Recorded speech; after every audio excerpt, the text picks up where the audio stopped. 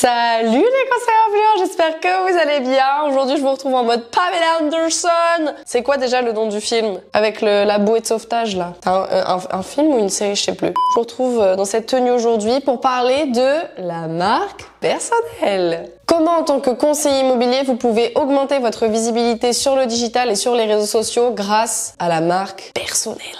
Le marché de l'immobilier en ce moment il est saturé parce que ultra compétitif. Il n'y a jamais eu autant de conseillers immobiliers en France. Pour vous donner une idée au niveau des chiffres, c'est plus 50% d'agences immobilières sur les 5 dernières années et plus 400% de mandataires immobiliers. Il est donc important pour vous de vous démarquer parmi cette masse de concurrence. Et comment on fait ça? Avec la marque personnelle évidemment. Parce que même si vous proposez tous les mêmes services, les mêmes façons de faire, les mêmes processus, il y a bien une chose qui diffère et qui fait que les clients vont vous choisir plus qu'un autre. C'est vous, votre personnalité, qui vous êtes. Et dans cette vidéo, je vais vous donner des conseils pratiques pour créer une marque personnelle magnétique, forte, qui va vous différencier de la concurrence et qui va attirer à vous des propriétaires vendeurs qui se disent « Ok, cette personne-là est unique, je veux bosser avec elle parce que si je ne bosse pas avec elle, je vais passer à côté du meilleur accompagnement de ma vie. » Pas trop exagéré, je suis en train de me dire là. Mais dans l'idée, c'est ça qu'on veut créer. Voilà, soyons un peu joyeux, mettons un peu d'engouement dans tout ça. Donc avant même qu'on parle de marque personnelle, vous devez d'abord définir votre cible. Qui elle est exactement? Si vous savez à qui vous vous adressez, vous savez quelle plateforme choisir, quel ton utiliser et comment aborder ces personnes de la meilleure des manières. Une fois que vous aurez défini votre cible, vous pourrez choisir la plateforme la plus adaptée. En effet, en choisissant les bonnes plateformes, vous pouvez plus facilement atteindre votre public cible de cette façon-là et avoir une communication plus efficace et une marque personnelle qui a plus d'impact. Ok, point numéro 2, on va pas s'attarder sur le précédent parce que ça, normalement, c'est des acquis. Si vous n'avez pas ces acquis, il est temps de réserver un appel de coaching avec conseiller influent. C'est offert et ça vous permettra d'avoir les bases pour vous lancer sur les réseaux sociaux. Point numéro 2, créer une image de marque cohérente. Alors il faut savoir que la marque personnelle, comme je l'ai dit, c'est simplement savoir vous mettre en avant vous avec vos forces, votre personnalité, votre ton, votre façon de travailler. Toutes ces choses-là qui vous rendent unique. Une marque personnelle, c'est pas un logo, c'est pas des couleurs, c'est pas une méthode de travail dans l'immobilier entre guillemets parce que toutes ces choses-là sont utilisées pratiquement de la même façon par tout le monde. Les couleurs ont toutes été utilisées. Un logo, c'est une entreprise, ça parle pas à un prospect, c'est pas du tout humain, il y a rien qui lui permet de s'attacher. Et pour ce qui est des méthodes de travail, comme je l'ai dit en introduction, même si elles diffèrent en fonction des réseaux, en fonction des agences, c'est quand même majoritairement la même chose et c'est pas ça qui va rendre votre service attrayant pour vos prospects. Ce qui va le rendre attrayant, c'est vous, qui vous êtes, vos valeurs, votre façon de parler, votre ton de voix, votre façon d'expliquer. Là et seulement là, quand le prospect aura eu une accroche humaine à votre égard, il envisagera de connaître vos méthodes de travail. Parce qu'il aura appris à vous connaître à travers vos contenus, à travers la marque personnelle que vous lui aurez proposée. Il se sera attaché à vous, ce qui lui donnera envie de bosser avec vous parce qu'il aura eu l'impression de sympathiser avec vous. Alors que même parfois il ne vous a jamais vu, il a simplement consommé vos contenus à travers les réseaux sociaux. Moi je le vis tous les jours chez Conseil Influent, il y a énormément d'agences immobilières ou d'agents qui nous approchent en disant Laura, je veux que tu me coaches sur les réseaux sociaux parce qu'au préalable ils ont consommé mes contenus, ils ont vu mon côté sympathique, rigolo, souriant et professionnel. Du coup ça leur a donné envie de connaître nos méthodes de travail pour les accompagner sur le digital. Si je les avais directement mis face à ok chez Conseil Influent on bosse comme ça, on propose tel service, voilà, les gens, c'est pas du tout attirant pour eux. Je suis simplement une de plus sur le marché qui essaye de leur vendre son bout de pain. La boulangère, elle est là, elle gueule comme une poissonnière à vendre son bout de pain. Et ça, bah écoutez, ça marche plus, hein, parce que les gens, ils sont sollicités au téléphone, sur internet, dans les journaux, à la radio, sur le terrain, absolument partout. Pour se démarquer, faut rester soi-même. Allez hop, celle-là, les signes de Lolo. Ok, donc on en vient à notre point numéro 2 qui est de créer une image de marque cohérente. Numéro 1, déjà, faut définir sa marque personnelle. Et comme je l'ai dit, c'est pas une histoire de couleur, de logo, etc.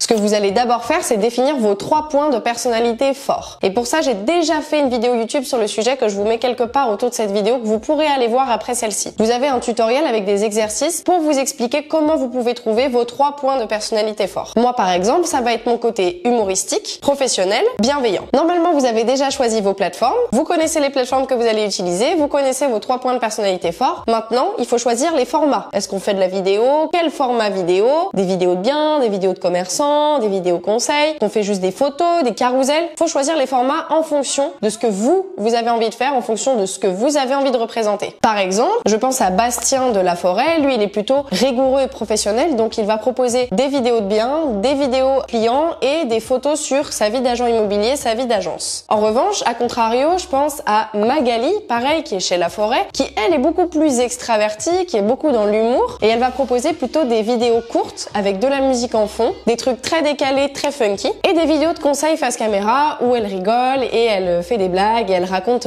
ses conseils avec beaucoup d'humour et avec un côté très ludique et éducatif. Moi, étant donné les points de personnalité forts que j'ai choisis, mon format favori, ça va être les reels avec de la musique en fond, les vidéos courtes avec de la musique en fond, les vidéos face caméra avec beaucoup d'humour et les carousels giga funky. Giga funky, mais comment je parle, moi j'ai quel âge?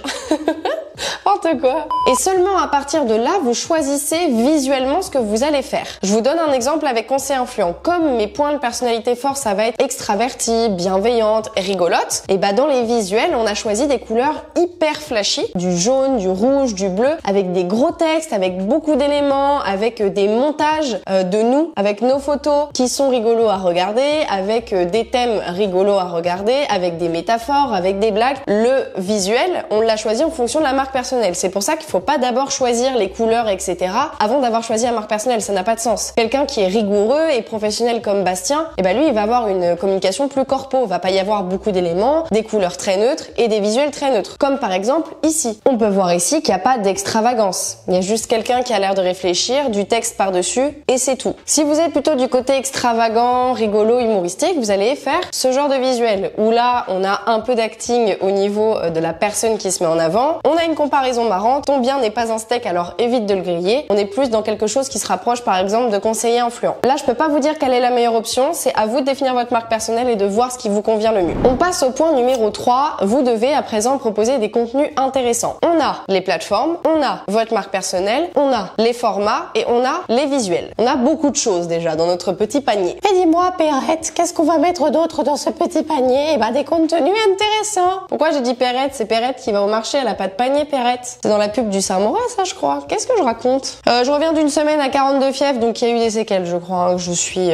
encore toc toc. Bon, vous vous en doutez, la marque personnelle ça suffit pas du tout pour se différencier de la concurrence. Maintenant il faut proposer des contenus intéressants. Et les contenus, vous allez les choisir en fonction de votre marque personnelle. Waouh Laura, on s'y attendait pas du tout. Mais quel revirement de situation.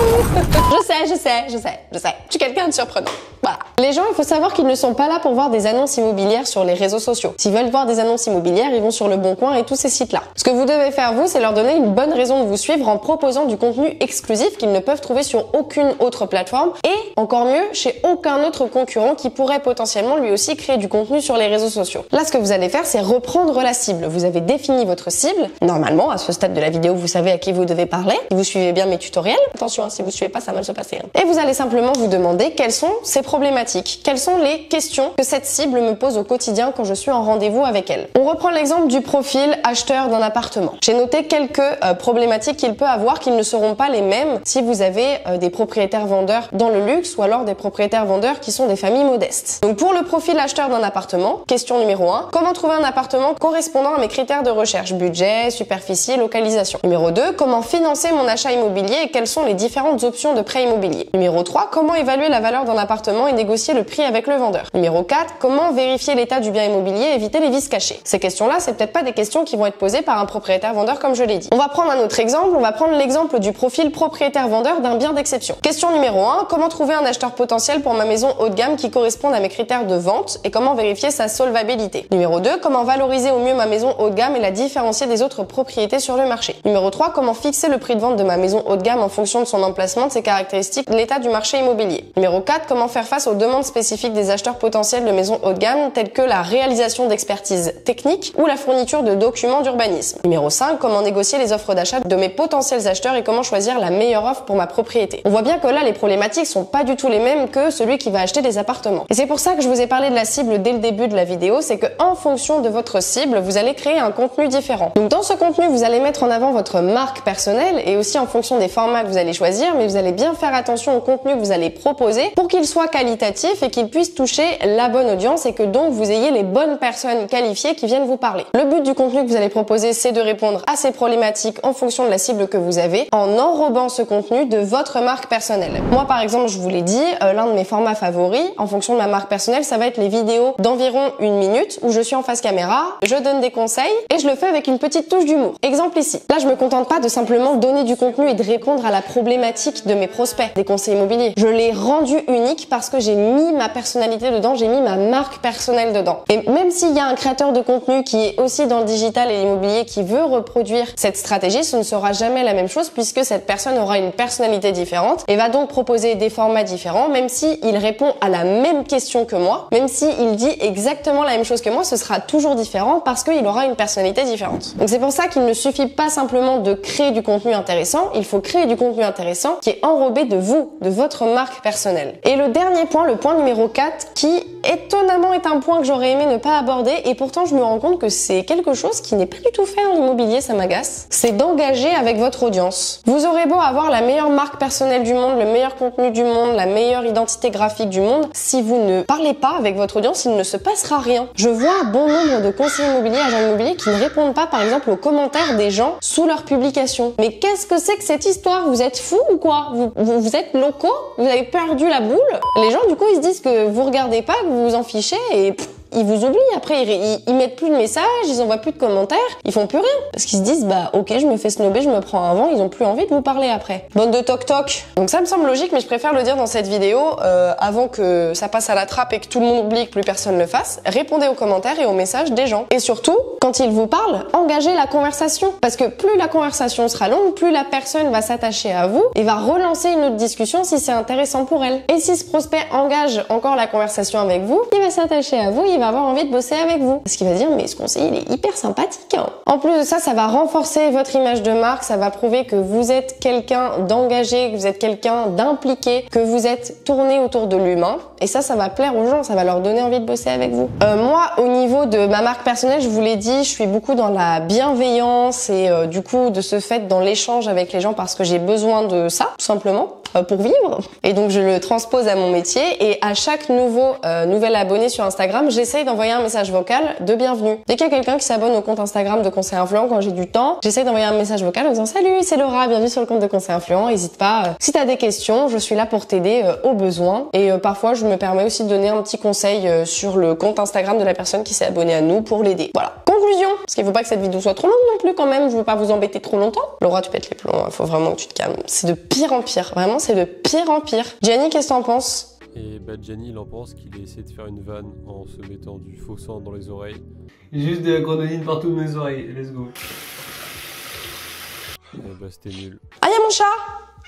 Bonjour. Bah oui, je comprends. Bah oui, ouais je parle le chat. Ouais, nounours. Ok, à toi. Un peu lent. Bonjour. Eh bien écoutez, la conclusion c'est que si vous voulez renforcer votre marque personnelle, vous devez le faire bien avec la méthodologie que je vous ai donnée dans cette vidéo. Parce que la marque personnelle, comme je vous l'ai dit, c'est pas simplement utiliser des couleurs, un logo ou une façon d'écrire. C'est tout un processus. Et ça se fait pas au hasard, ça se travaille. La marque personnelle, selon moi, c'est le meilleur outil pour vous différencier de la concurrence et avoir des résultats de ce fait avec le digital parce que ça vous rend unique, ça met en avant votre unicité. Et ça remet au cœur de votre métier surtout de la valeur ajoutée parce que ça prouve que c'est un métier d'humain. C'est un métier d'échange. Si vous mettez en avant qui vous êtes, ça met en avant votre côté humain, ça donne envie de bosser avec vous. Ah, Nounours? Nounours est d'accord, il approuve. Eh bien voilà, j'espère que cette vidéo vous a plu. Si c'est le cas, pensez à laisser un petit j'aime et à vous abonner à cette chaîne YouTube pour ne pas rater les prochains contenus. Moi, j'ai beaucoup adoré, comme d'habitude. Oui, je fais ça parce qu'il y a des poils qui volent partout. Comme d'habitude, j'ai adoré tourner cette vidéo pour vous. J'adore faire des vidéos, je pense que ça se voit. Et on se dit à la prochaine. Bisous, ciao!